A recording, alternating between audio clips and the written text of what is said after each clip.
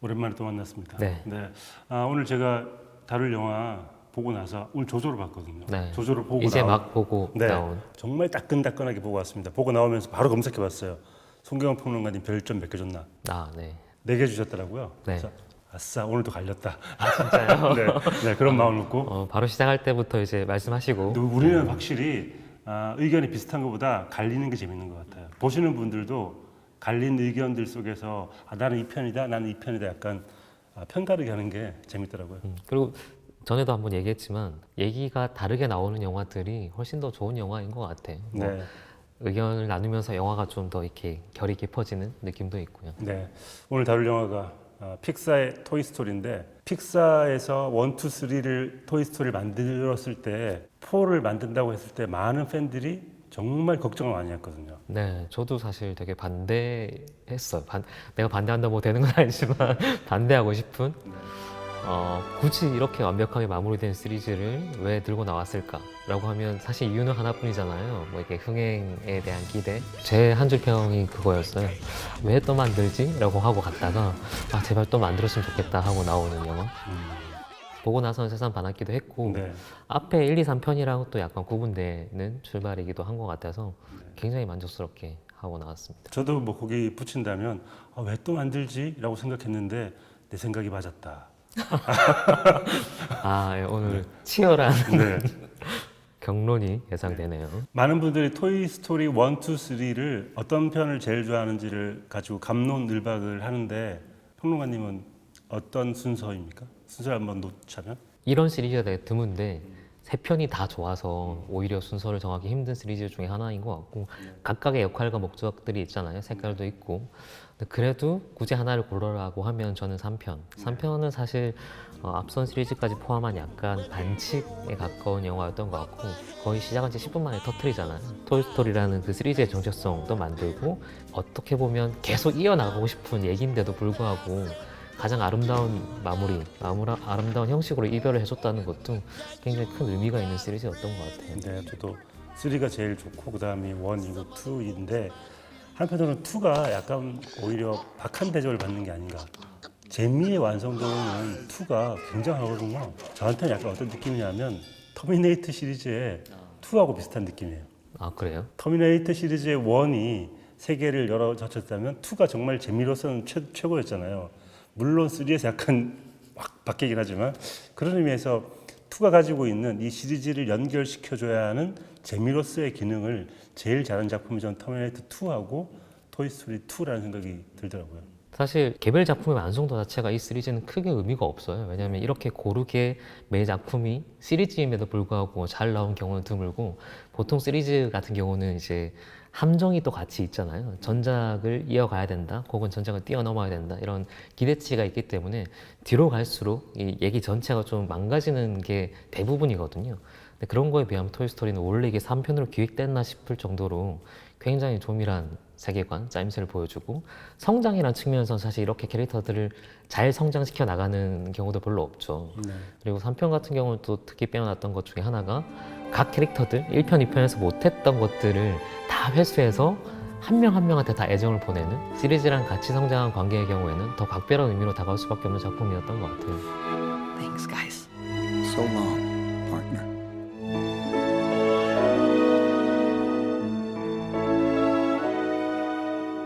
아까 토이스토리 시리즈 말씀하시다가 저 사전에 얘기할 때 왜 토이스토리는 부제를 안 붙일까라는 말씀 해주셨잖아요. 왜 안 붙일까요? 기본적으로 이제 어린이들을 위한 애니메이션이기도 하니까 부제 붙여서 뭔가 이렇게 복잡하게 만들고 매 화마다 정체성을 따로 부여할 필요가 없는 작품이 아니었을까?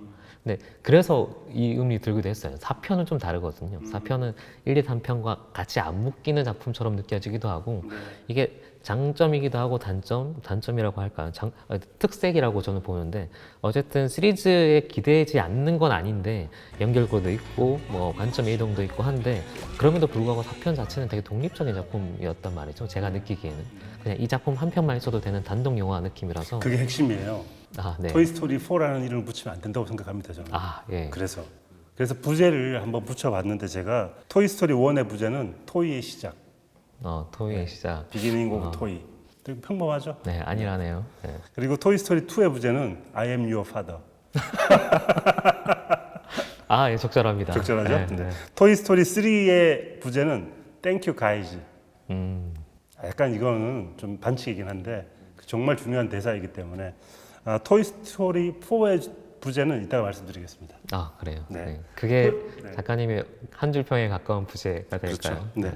그 토이스토리 4의 이야기로 본격적으로 들어가 볼 텐데 4에서 새로운 캐릭터들이 많이 등장하는데 가장 좀 마음에 들었던 캐릭터는 어떤 거였나요? 당연히 제일 눈에 띄는 건 보피고 네.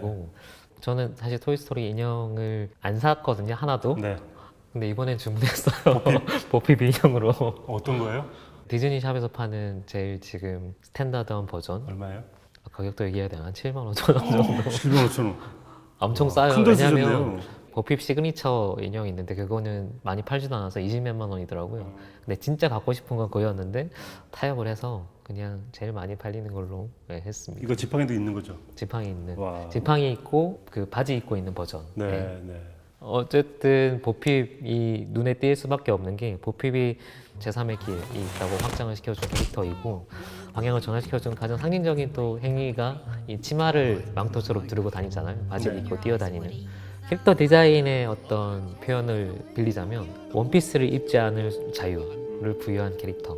그게 이 캐릭터의 정체성을 가장 잘 보여주는 역할인 것 같아요. 네. 그리고 저는 보핍이라는 캐릭터가 가지고 있는 상징성이 있는 게 그 어디에도 소속되어 있지 않은 말하자면 일종의 레지스탕스 같은 느낌이 있잖아요. 그래서 마지막에 보핍이 무슨 일을 하고 있는가 생각을 해보면 인형을 해방시켜주는 전사 같다는 생각이 들어요. 그렇죠. 네, 뭐 해방군이죠. 뒤로 갈수록 더 그런 느낌이 있고 우디도 역시 그런 혁명 전선에 참여하는 것 같은 심하게 말하자면 그런 느낌이 있는데 그런 느낌을 잘 살려주는 게 보핍인 것 같고 아마도 제 생각에는 이 아이디어는 나중에 나왔을 것 같은 게 실은 토이스토리 1, 2에서 보핍의 역할이 거의 없었거든요. 그냥 우디가 했던 일을 칭찬해주기 위해서 키스해주는 역할 같은 거였고 리액션 담당이었는데 이 보핍에게 생명을 부여했다는 게 가장 좋은 아이디어였던 것 같아요. 제가 보기에도. 입체적인 캐릭터로 만들기도 했고 이번 작품에는 어떻게 보면 우디를 이끄는 거의 스승과도 같은 단순한 뭐 이렇게 둘이 썸을 타는 연인 관계라기보다는 가르쳐주는 미리 길을 제시해주는 존재이기 때문에 훨씬 더 카리스마가 있죠. 그리고 원래 그 보핍이란 존재가 여동생 몰리방의 리더였기 때문에 리더로서의 면모도 보여주고 그 초반에 오프닝 장면에서 그것들을 충분히 다 설명을 해주는 것 같아요. 그 보핍이 어디로 갔는지 왜 사라졌는지를 이야기 전체에 이제 오프닝으로 삼아요. 그 오프닝이 사실 이번 작품의 가장 중요한 핵심인 것 같고 전체 캐릭터 중에 가장 매력적인 캐릭터를 뽑으라고 하면 또 게비게비라는 캐릭터인 것 같고 게비게비가 이번 작품 전체에서 제일 입체적인 캐릭터인 것 같아요. 생긴 게 입체적이더라고. 실제로 생긴 것도 입체적이에요. 네. 뭐냐면 되게 사실적으로 생겼어요. 네. 그 표정이나 이렇게 인맥, 이 얼굴 형태 이런 건 되게 앳된 아기 얼굴인데 눈빛이 나 그 장면 너무 무서웠어. 점 찍는 장면. 우리 복수할 때 엄청 점 찍잖아요. 갑자기 여기 점 찍고 와가지고 새로운 사람인 것처럼 하잖아요. 우리 아내 유혹 보면 이렇게 점 찍고 나오잖아요. 점을 한 개만 찍은 것도 아니고 여러 개를 찍거든요. 그래서 얘는 무슨 복수를 하려고 점을 저렇게 많이 찍나. 아니죠. 그게 점을 찍는 게 아니고 자기를 강화하는 거잖아요. 화장을 고치는 것처럼 원래 있는 점, 주근깨 같은 거를 좀 더 진하게 이제 오래된 인형이니까 다시 보강을 하는 건데 눈빛은 거의 산전주는 다 겪은 노인의 눈빛. 아마 이 영화에 나오는 모든 캐릭터들 중에 가장 인간에 가까운 느낌, 표정 이런 것들을 보여주고 있고 감정 표현도 인간에 가장 가까워서 정말 연기를 하고 있는 걸 보고 있다라는 느낌이 드는 그래서 사랑스러운 동시에 되게 섬뜩한 그런 좀 입체적인 느낌을 주기도 하고 토이스토리 시리즈가 전통적으로 악역이 주로 약간 입체적인 것 같고 그 3편의 분홍곰 라쏘처럼 우리 라쏘 선생님 훨씬 더 악역답지 않았어요? 되게 귀엽게 있으시지만 라쏘도 또 다른 얼굴을 보여주잖아요. 게비게비가 아마 그 전통을 계승하고 있는 것 같기도 하고 그 같이 나오는 보카술 인형, 벤슨 형제들 그 동작도 갑자기 영화를 호러 영화처럼 보이게 한다든지 기본적으로는 이 게비라는 캐릭터가 환상특급에 있는 토니 티카라는 캐릭터에서 영감을 받아서 만들었다고 하는데 이 캐릭터가 갖고 있는 분노, 좌절 혹은 애정, 인간에 대한 애정 갈구 이게 사실은 토이스토리의 전통적인 방식 중에 하나였거든요. 라쏘가 가지고 있는 어떤 좌절감을 똑같이 갖고 있는 거니까 보통 이렇게 선악 구도를 만들거나 아니면 이렇게 악역을 대체시키면 그걸 극복하고 뭐 그걸 물리치거나 거부하고 캐릭터가 반대 방향으로 나아가는 주인공 캐릭터가 그걸로 보여주는데 이번에는 그 다음 단계 혹은 다른 방향으로 제3의 대안들을 제시해주면서 저는 한편으로는 되게 영화 전체를 성숙시킨다라는 느낌도 들었고 제일 재밌었던 것 중에 하나는 이게 기본적으로는 두 여성이 등장하는 거잖아요. 보픽과 게비게비가 있는데 보통 관습대로라고 하면 이 게비게비가 일테면 가정적인 것 아이와의 친밀감, 아이에게 소속된 그쪽 세계를 향하는 거잖아요. 이게 토이스토리가 원래 향하던 방향인 거고 그 보핍이 바깥으로 아까 혁명군에 가까운 거기 때문에 배드걸 역할을 하고 있는 거란 말이죠. 근데 무슨 수를 쓰더라도 가정을 지키려고 하는 이 게비게비를 악역으로 배치시킨 것 자체가 이 영화 전체의 어떤 입체감, 활력을 보여주는 뭐 역전된 관계가 아닌가 그런 생각이 들어서 이 캐릭터가 되게 보핍과 대비되게 좀 인상적이었어요. 근데 그럼에도 개비개비가 지닌 한계가 분명해 보이는 게 개비개비는 내가 가지고 있지 못한 걸 우디가 가지고 있고 그걸 탐함으로써 누군가에게 사랑을 받고자 하는 욕망 같은 거잖아요. 저는 이게 굉장히 순수한 욕망 같은 것이어서 악역을 맡기에는 악역이 되기에는 약간 약한 동기가 아닌가 라는 생각이 들어서 라쏘처럼 버림받은 것에 대한 분노 같은 게 기본적으로 쌓여 있어야 되는데 사실은 이 개비개비에게 가지고 있는 건 분노라기보다는 갈구 같은 거거든요. 그렇죠. 그래서 약간 저는 악의 본질에서는 가깝지 않아서 약간 좀 약한 느낌이 빌런으로 좀 약했다라는 생각이 들더라고요. 저는 이게 너무 디즈니스럽게 설정된 캐릭터라고 느꼈던 게 이를테면 라이온킹을 놓고 보면 라이온킹에서 스카랑 그 심바가 데뷔를 하잖아요. 심바랑 또 한편 데뷔되는 또 다른 세계를 갖고 있는 사람들이 하쿠나 마타타거든요. 그 세계관 자체는 심바랑 스카가 공유해요. 프라이드 록이라고 하는 지배해야 된다는. 그리고 하쿠나 마타타는 그냥 마음대로 살자. 근데 심바는 원래는 이 프라이드 록에 속한 성격인데 하쿠나 마타타로 넘어갔다가 다시 자기 자로 돌아온 얘기거든요. 대비가 두 쪽으로 되는 거죠. 심바랑 캐릭터는 하쿠나 마타타랑도 대립하는 거고 그 스카랑도 대립하는 건데 스카랑 대립할 때는 같은 세계관을 공유하면서 대립하는 거예요. 이게 약간 이런 이중의 대비 구도, 대립 구도를 같이 걸고 가는 게 사실 디즈니의 되게 전통적인 방식 중에 하나거든요. 이번에도 마찬가지예요. 우디랑 같은 세계관을 공유하는 애는 개비개비였단 말이죠. 그러니까 우디랑 대립하는 쪽은 그 보핍이에요. 그래서 그냥 얼핏 이렇게 보면 보핍이 악역 처임돼야 되는 건데 우디가 이쪽에서 저쪽으로 넘어가는 거잖아요. 그 어떻게 보면 브릿지 역할을 해주는 역할로서 개비개비가 등장을 하는 거고 그래서 개비개비는 이 라쏘랑 조금 다르게 선하다 악하다라고 말하기 되게 애매한 캐릭터가 그렇죠. 되는 거잖아요. 근데 초반에는 되게 악한 것처럼 무서운 것처럼 보여주다가 사실은 가정적인 디즈니가 늘 추구했던 가족으로 돌아가는 아이에게 돌아가는 안정적인 세계관이 있어라는 걸 강화시켜주는 역할이기 때문에 저는 이게 되게 흥미로운 입체적인 캐릭터가 될 수 있었다고 봐요. 제가 토이스토리만의 개그나 코미디 유머를 굉장히 좋아하는데 장난감을 정말 사랑하는 사람들만이 할 수 있는 개그를 하거든요. 예를 들면 렉스가 꼬리가 물에 대는 개그를 한다든지 네. 렉스가 팔이 정말 짧잖아요. 그래서 권투를 할 때 싸울 때 막 이런다는 이런 식의 개그를 하는데 Sure you will, Rex. In fact, you're a better buzz than I am. But look at my little arms! I can't press the fire button and jump at the same time! 토이스토리 3편에서 포테이토 아저씨가 또르띠아 몹에다가 자기의 어떤 그 눈을 붙이고 팔을 붙이고 이런 식의 장난감을 이해하는 개그가 별로 없었던 것 같아요. 말로만 하는 약간 개그를 하지 않았나.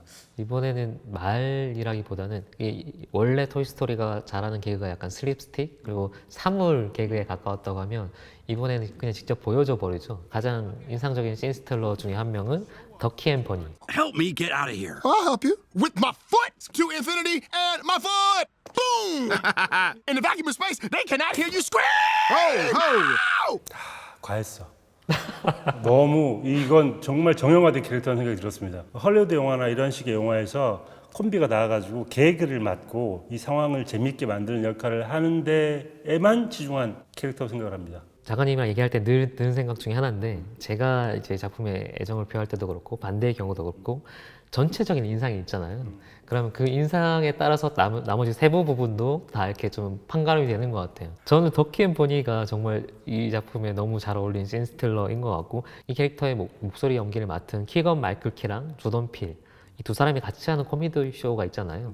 키앤필이라고 하는 그냥 그거 보고 있는 기분이에요. 그 에피소드를 조각내서 사이사이에 잘라서 보여주는 것 같은데 그게 이 캐릭터들이랑도 너무 잘 어울리고 전체 호흡을 해치지 않으면서 한 방 한 방 찍어주는 개그가 저는 정말 만족스러운 캐릭터들이었어요. Oh, where did you two come from? Give them up now. Where are they? The keys. Give us the keys. Give us the keys. Well, we're not doing that. 저는 제일 재밌었던 또 초반에 그 디테일 하나가 우디와 이 일행들이 보니의 집에서 살게 되잖아요. 그럴 때 문에 매달려 있는 인형 있잖아요. 문고리에 매달린 인형조차도 걔도 할 일이 있는 거죠. 누가 오면 몸을 흔든다든지 그런 식으로 우리 주변에서 볼 수 있는 인형들이 생명을 부여받는다면 어떤 역할을 할까에 대한 관찰과 상상 같은 건 정말 탁월한 것 같습니다. 결국 그런 디테일들이 완성도를 끝까지 높여주는 거고 작품 전체 서사에 관여하지 않더라도 각 캐릭터들 어떻게 살려내는가가 되게 중요하긴 하죠. 이번에는 원래 전작에서 맡았던 그런 깨알 같은 조력들 역할을 신 캐릭터들이 좀 대체를 하잖아요. 뭐 여러 가지 캐릭터들이 나오는데 듀크 카붐 같은 경우는 키아누 리브스가 목소리 연기 맡아서 느끼해. Duke Kaboom, Canada's greatest stuntman. Oh yeah. Yes. Duke, we need Hold to. on. One more.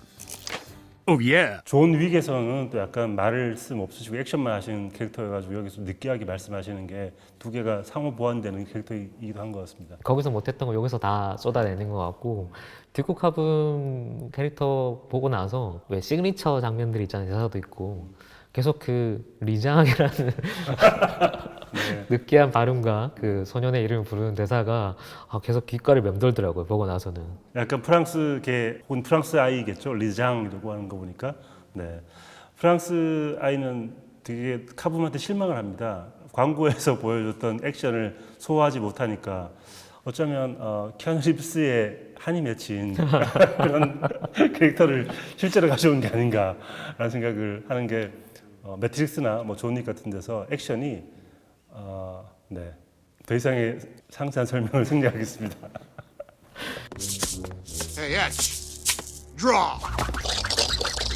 Go. 토이 스토리가 애니메이션 역사에서 중요한 위치를 차지하는 게 아마도 셀 애니메이션에서 컴퓨터 애니메이션 넘어가는 그 과도기에 되게 중요한 역할을 했기 때문이잖아요. 이제 4까지 왔으니까 이제는 기술적 진보가 굉장히 많이 이루어졌을 것 같아요. 네. 토이스토리 1 같은 경우는 정말 실험적인, 혁신적인 작품에 가까웠고 토이스토리라는 소재를 선택하게 된 것도 이제 CG 기술의 한계 때문이기도 했죠. 그래서 컴퓨터 그래픽이 어차피 플라스틱 같은 느낌이 나니까 그럴 바에 아예 장난감 얘기를 하자라고 해서 본인들이 할 수 있는 한계를 그어놓고 시작을 했고 실제로 보면 인간이 등장할 때 되게 어색하죠. 오히려 장난감들이 이야기일 때는 시드가 장난감 같아요. 그렇죠. 시드란 인간이 등장하는데 정말 연기를 못하고 있는구나 시드가 그런 생각이 들었습니다. 그래서 표현의 한계를 소재의 힘에 의지해서 이제 극복한 사례인 거고 이 편쯤 오면 이제 사실 그 장난감들 자체의 그래픽 묘사가 빼어나게 나아졌다기보다는 인간 부분이 조금 나아졌고 움직임이나 이런 것들이 좀 자연스러워졌고 1편이랑 2편 간격은 그렇게 길지 않기 때문에 막 기술적인 혁신적인 진보가 보이진 않아요. 근데 3편쯤 되면 이제 좀 꽤 정말 많이 바뀐 것들이 보이고 3편 같은 경우는 이제 음영, 움직임, 역광 뭐 이런 것들 부피감이 생기기 시작하고 플라스틱이라는 어떤 질감에서 실제 물체의 어떤 질감으로 상당 부분 바뀌었다라는 게 느껴지거든요. 아마 빌런을 라스로 하게 된 것도 라스의 그 질감을 우리는 제대로 구현할 수 있기 때문에 그렇죠. 네. 자랑하고 싶은 게 확실히 있죠. 네, 이번에는 사실 그 사이에 9년 정도의 시간 간격이 있잖아요.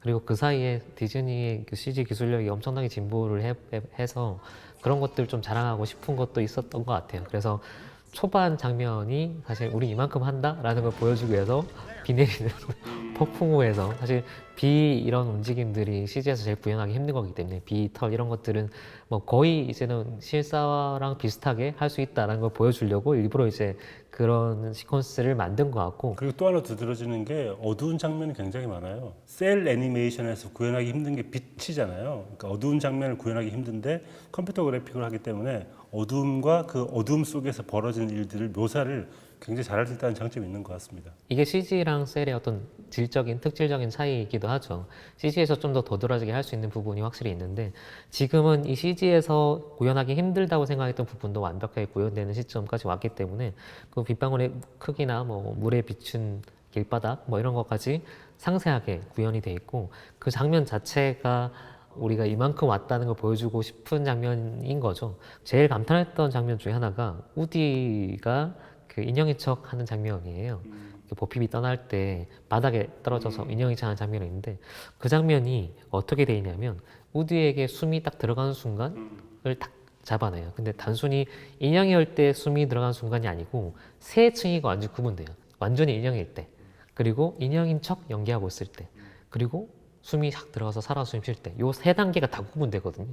근데 그거를 짧은 시간에 한 호흡에 한 씬에 그 세 가지 톤을 동시에 주르륵 보여줘요. 한순간에 주르륵 구역되는 거 보고 와, 이게 진짜 이제는 표현 못할 영역이 없구나라는 생각이 드는 장면이었어요. 그리고 매 순간 그런 장면들이 등장을 하는데 인형이 되어서 누군가의 품에 이끌려 갈 때 인형과 인형이 눈이 마주칠 때 있잖아요. 그럴 때 인형이지만 잠깐 인형이 아닌 척하면서 눈짓을 주고받을 때 그 약간 미묘한 감정 변화를 정말 연기를 잘하시더라고요. 이번 작품에서도 보면 개비개비의 눈동자의 깊이라는 게 사실 그 전에 호성 탈출이나 이런 것만 봐도 사실 눈동자가 CG 같다는 느낌이 드는 순간순간이 있거든요. 무기질에 가까운 어떤 패턴들을 보여준다는 게 있는데 지금은 그 단계도 완전 넘어가 버린 것 같아요. 그래서 순간순간 아주 짧게 보여준 눈빛인데도 불구하고 웬만한 정말 연기를 잘하는 연기자의 눈빛보다 보기에 따라서는 깊다고 할 수 있을 정도의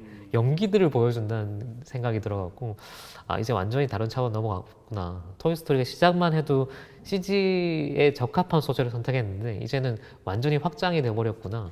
그 중간에 딱 드러나는 장면 중에 하나가 고양이가 나오잖아요.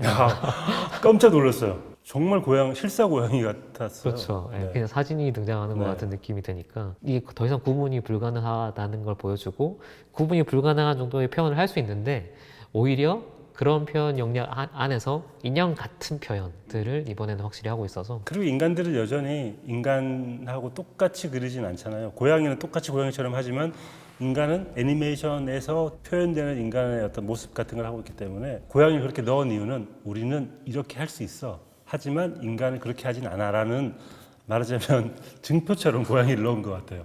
기술의 완성을 보여주는 증표.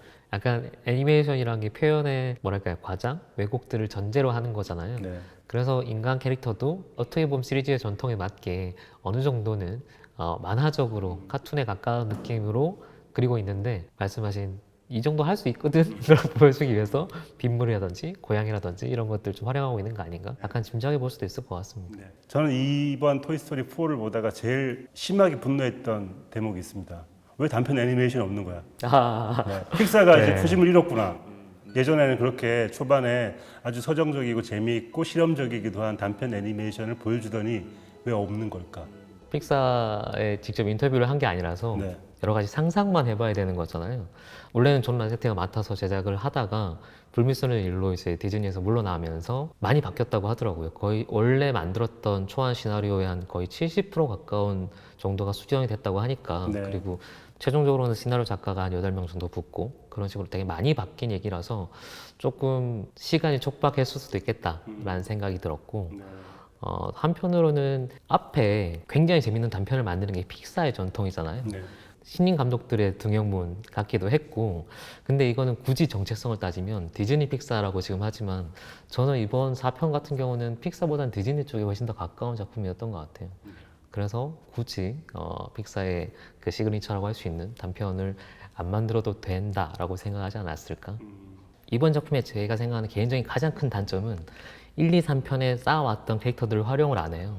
1, 2, 3편 되게 멋있었던 캐릭터들이 많잖아요. 깨알같이 활약을 했던 조연 캐릭터들이 있는데 그런 장난감들을 한 번도 활용 안 하고 새로운 이제 조연들, 새로운 신스틸러들을 계속 등장을 시킨단 말이죠. 우리가 그렇게 사랑했던 이 캐릭터들 있잖아요. 렉스 얼마나 귀엽습니까? 네. 저기 햄 박사님 같은 분, 재밌는 포테이토 부부들 이런 재밌는 캐릭터들을 한 번도 활용을 하지 않고 그들을 잊어버린 것처럼 보여요.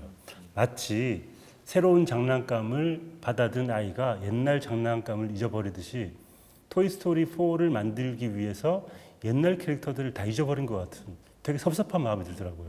저는 또 반대로 네. 4편답다라는 생각이 들었던 게 3편에서 그렇게 이별을 하고 보냈잖아요. 그걸 굳이 다시 그럼 나오지 말게 하지. 왜 나오게 해가지고 들러리만 세우고 포테이토 아저씨가 나와서 한 일이 뭐가 있어요? 사편에 맞는 캐릭터들이 대신에 투입이 되잖아요 이번에는. 그럼 지들끼리 놀든지. 그러니까 그게 제일 약점이라고 하면 약점인 것 같아요. 왜냐하면 감자 아저씨라든지 아까 얘기했던 빛나는 조연들이 있는데 그 조연들을 충분히 활용하지 않고 사실 팬 입장에선 기대하죠. 네. 뭐 예를 들면 감자 아저씨 같은 경우는 그 목소리 연기했던 돈 니클스 배우가 2017년에 세상을 떠났거든요. 그래서 떠나고 나서 팬들이 이제 어떻게 재현할 건가라고 했을 때 감독이 새로 이제 목소리 교체를 하는 게 아니라 생전에 녹음했던 목소리들을 조합해서 만들 거다라고 할 정도로 존경 건사를 바치는 태도를 보였는데 반대로 생각해보면 그게 가능했던 이유는 역할 자체가 그렇게 많지 않기 때문에 그랬던 거 아닐까 싶기도 네, 하고 네. 버즈는 또 이번 역할이 되게 많이 줄었잖아요. 네. 버즈야말로 이번 토이스토리 4의 가장 큰 좀 문제점이었는데 제가 보기에는 3에서 약간 리셋되고 난 다음에 약간 정신이 이상해지신 건지 계속 마음의 소리를 들어야 한 다음에 버튼을 눌러대기도 하고 Where are you going? Why? Should we all go? And then Are we what? going? No time to explain. Attack! No time to explain. Oh no! Okay, what is with everyone jumping out the window? 계속 약간 어리둥절한 모습을 보이는데 리셋이 이렇게 무서운 것인가 인형들에게 그런 생각이 들더라고요. 네, 제가 적극적으로 변화하려고 해도 변화가 안 되는 것 중에 하나가 버즈인데 네. 기존에 잘 싸웠던 캐릭터들 이번에는 이번 작품 새롭게 등장하는 캐릭터들 외에 우디 말고는 다 약간 소모적으로 활용하는 부분이 있어요. 그러니까 카니발 갈 때 왜 다 데려가냔 말이지. 우디만 데려가서 우디가 새로운 모험을 하게 하면 되잖아요. 왜 포테이토 부부랑 우리 돼지 아저씨랑 렉스랑 다 데려가가지고 그들은 박수 치는 거 말고 하는 일이 없어요. 그렇죠. 그런 게 좀 아쉽긴 하죠. 아쉬워요. 그래서 제가 보기에는 이번 4에서 새로운 캐릭터를 만드는 데는 성공했을지 모르겠으나 기존 시리즈의 캐릭터들을 잘 접목시키는 거는 약간 좀 불편한 느낌이 있었다라는 생각이 확실히 듭니다. 근데 어느 정도는 구별하려고 하는 것 같고 앞에 했던 것들을 세계관을 다시 활용하려고 하는 욕심은 그렇게 크게 보이진 않는 것 같아요. 어쨌든 새 출발이라는 측면에서는 굉장히 저는 효과적이었다고 보고 한편으로는 그래서 더 좋았어요. 이게 굳이 순서를 따지면 토이스토리 3가 너무 강력했기 때문에 제일 앞에 서겠지만 저는 다른 단에 토이스토리 4를 넣을 수도 있겠다. 이거는 토이스토리 1, 2, 3의 순서를 굳이 정하지 않고 새로 출발하는 시리즈로 완전히 거듭났다고 할 수 있을 것 같은 작품이었기 때문에 그 점이 오히려 저는 이 작품의 가장 큰 강점이 아닌가. 토이스토리 4가 토이스토리 시리즈의 외전이 아니라 새로운 시리즈의 시작이라고 생각을 하시는 거네요. 네. 그러면 5도 나오고 6도 나올 수 있다고 생각을 하시는 거네요. 나올 수도 있을 것 같아요. 근데 또 한편으로 안 나왔으면 좋겠다는 생각도 있고 이번에 제일 많이 바뀐 것 중에 하나가 저는 이제 관점, 장난감이 무엇인가라는 게 토이스토리의 가장 큰 테마잖아요. 그 장난감이란 무엇인가라는 질문 자체를 전환시킨 게 아닌가? 그런 측면에서는 이런 식의 접근이나 전환이 굉장히 적절했다고 봐요. 애들은 늘 장난감을 잃어버린다라는 그 주요한 테마로 시작해서 잃어버린 동안의 장난감이 어떤 일을 하고 있을까라는 생명을 부여하는 잃어버린 장난감이라는 이미지로 문을 여는 작품이었는데 기본적으로는 이렇게 했을 때는 아이들에게 장난감이 어떤 의미인지 그리고 장난감에게 아이들이 어떤 의미인지 이 둘 관계를 먼저 본단 말이죠. 근데 저는 이번 작품을 보고 내가 반가워 있었다라고 생각했던 것 중에 하나가 뭐냐면 어떻게 보면 토이스토리 1, 2, 3편에서 보여준 장난감들이 살아 움직인다는 거는 마지막에 3편에서 보여줬던 앤디의 그 캠코더 장면처럼 순전히 상상일 수 있는 실제로는 생명을 갖고 있는 게 아니라 아이들의 상상력에서만 작동하는 어떤 환상일 수도 있다 라고 마무리를 하는 거거든요. 그 대전제를 벗어나진 않아요. 근데 이번엔 아예 벗어나 버리죠. 그리고 진짜 생명을 부여한 거예요. 여기서 확 갈리네요, 진짜. 네. 전 그게 너무 싫었거든요. 네. 그게 이제 받아들여지나 안 받아들여지나가 아마 이 영화의 가장 큰 호불호인 것 같아요. 저는 그게 저한테도 약간 세계의 확장, 진짜 생명이 있다라고 하면 저렇게 행동해야 되는 거고 토이스토리 1, 2, 3편에서 받았던 감동에 한편으로는 약간 찝찝했던 것 중에 하나가 뭐냐면 이거는 종속된 관계처럼 보일 수도 있단 말이죠. 아이의 종속된 장난감. 그래서 장난감 자체의 어떤 주체적인 삶이라든지 이런 것들은 생각하지 않거든요. 그러다 보니까 뭔가 문제가 생겼을 때는 양자택일을 강요받아요. 장난감들이. 뭐냐면 어린이에게 유통기한이 있지만 언젠간 입을 해야 되지만 그래도 사랑을 받는 삶을 선택할 건지 아니면 즐겁진 않지만 뭔가 이렇게 영원히 자기들끼리 사는 삶을 선택할 건지 뭔가 이렇게 인간으로부터 자유로울 수 있다는 선택지 자체가 배제되어 있는 상태였거든요. 근데 이번에는 진짜 생명을 부여해버리고 그럴 수도 있다. 마치 이 장난감들이 스스로 존재할 수 있는 독립된 일테면 요정 같은 생명체일 수도 있다라고 방향을 완전 전환하고 가기 때문에 그게 이 영화의 가장 큰 장점이기도 하고 방향 전환이기도 하고 네. 말씀하신 1, 2, 3편 기준으로 하면 세계 자체가 바뀌어버렸기 때문에 좀 거부감 있게 다가올 수도 있다. 그러니까 토이스토리 1, 2, 3에서 토이의 존재는 일종의 메타포거든요. 그러니까 인간 세계를 장난감들의 세계에 투사해서 그렇다면 이 장난감들의 세계에서도 인간들의 세계와 똑같은 일들이 벌어지고 보다 보면은 인간들의 세계에 대한 이야기구나라고 생각을 하게 되고 일종의 메타포로 받아들이게 되는데 이번에 정말 요정인 것처럼 혹시 정말 토이들에게 생명이 있는 것처럼 묘사를 해버리니까 그 메타포가 일단 사라지고요. 그리고 토이스토리 시리즈에서 가장 큰 문제라고 본다면 되게 보수적인 세계관이잖아요. 그러니까 가족을 지키고 뭐 자기 세계를 지키는 보안관이 있고 뭐 이런 식의 세계관일 텐데 그렇다면 토이스토리 4가 그 보수적인 세계관에서 벗어났는가?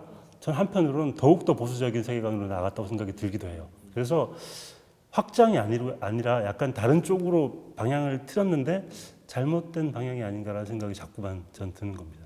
어떤 부분이 더 보수적으로 강화된 것 같으신가요? 마지막에 이제 우디의 선택인데 우리 윗세대들에 대한 헌사 같기도 했었어요. 그러니까 우리를 계속 케어해주기 위해서 마치 우리 아이들을 돌봤던 부모님들의 노후를 걱정하는 것 같은 이렇게 힘들게 사셨으니까 마음껏 자기 인생도 한번 누리세요라고 막 떠나보내는 것 같은 그 우디의 마지막 선택이 해방이 아니라 휴가 갔거나 뭐 약간 노후 설계하는 것 같은 느낌이 들기도 하는 이상한 그런 감정이 들더라고요. 그냥 이 세계로부터 격리되는 것 같은 느낌 같은 게 저한테는 있어가지고 새로운 희망이 아닌 것 같은 느낌이 있어서 별다르게 다가오진 않더라고요. 이게 약간 뉘앙스나 단어 차일 수도 있는데 이 세계로부터 격리된다고 했잖아요.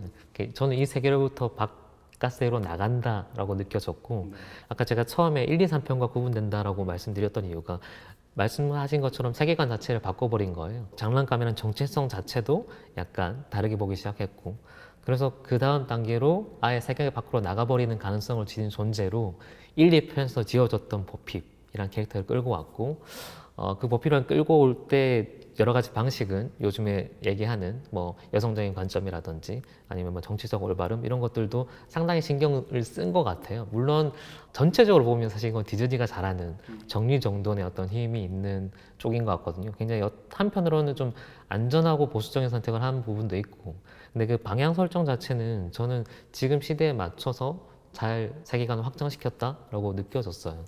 토이스토리 시리즈의 확장을 보면 원에서는 우디와 버즈의 약간 버디무비 같은 느낌이었잖아요. 두 캐릭터가 중심에 있고 그들이 쌓게 되는 우정에 대한 이야기였다면 2에 가서는 그 주변까지 확대가 되어서 그 주변에 있던 캐릭터들 하나하나의 생기를 부여해서 약간 세계가 확장되고 토이스토리 3에 가면 그 모든 세계를 완벽하게 완결짓는 느낌이 있었어요.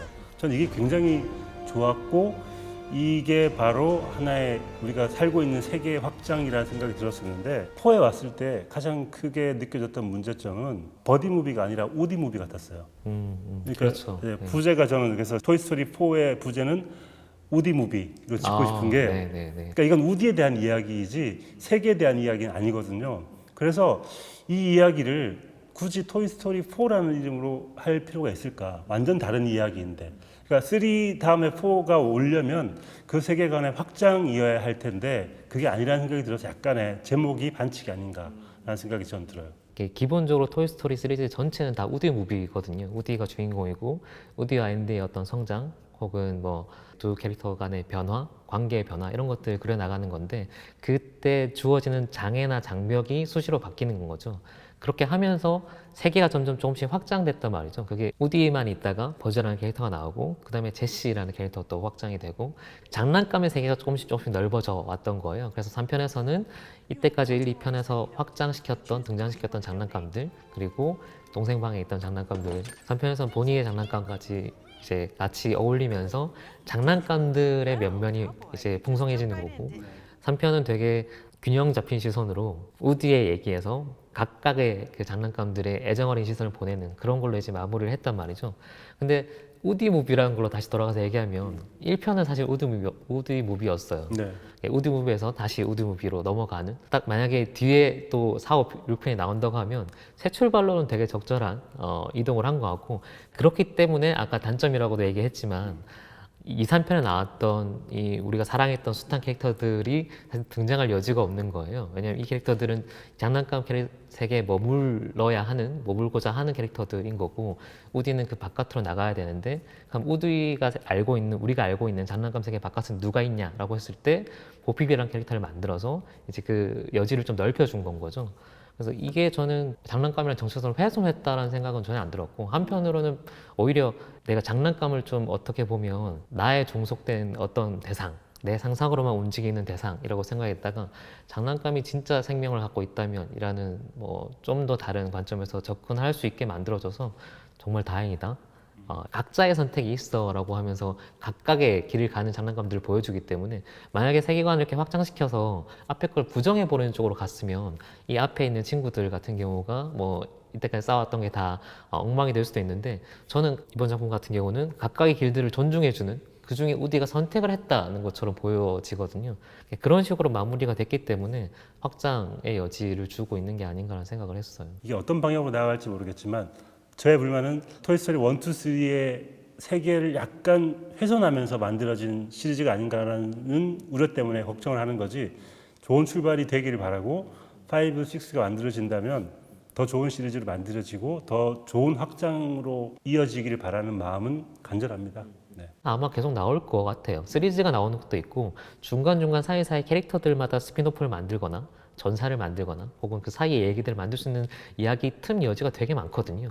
아마 보핍을 주인공으로 한 보핍이 그 오프닝에 사라지고 난 다음에 그동안 무슨 일이 있었을까, 그 여전사가 되기 전까지 그 사이에 어떤 일이 있었을까를 다루는 시리즈도 따로 나올 것 같습니다. 근데 얘기를 해보니까 역시 오늘 영화 보면서 들었던 생각들, 송경원 평론가님과는 다를 것이다, 그런 생각이 맞았고요. 이렇게 또 다른 게 너무 좋아요, 저는. 저는 솔직히 토이스토리 4는 누구나 봐도 사랑스럽고 좋아할 영화라고 생각을 했어요. 이 영화는 아쉬운 의견들이 거의 없을 거라고 생각을 하고 왔는데, 네.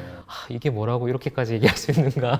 한편으로는 하지만 그래도 좋은 출발로 축복해주고 싶다, 뭐 그런 마음은 있고요. 워낙 좋아하는 시리즈였기 때문에 그런 양가적인 마음이 들어서 좀 마음이 싱숭생숭하기도 합니다. 싱숭생숭이라는 단어를 받으면 좋은 의미로 저는 약간 싱숭생숭.